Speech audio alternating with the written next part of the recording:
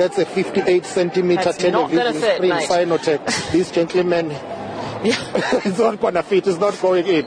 Yeah, that gentleman needs to make another plan. I can see he's trying to sort out the seats inside the car, but probably that thing costs thousands of rands, but someone has just taken it within a few minutes. So those who are looting here, some of them are not really that desperate to survive. If a person who's driving a car can come here with his car, surely not everyone who is looting here is unemployed or is struggling to survive. Some of the people are just pure criminals because they can afford to survive. The gentleman is really struggling. But anyway, yeah, our job is to bring it to life. He's trying to open the boot now. Let's see what his plan is.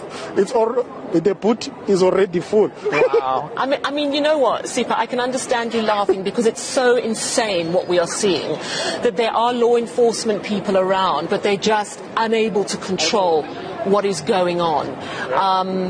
And it is actually staggering to watch. But clearly this man has a plan. He's determined to get that television.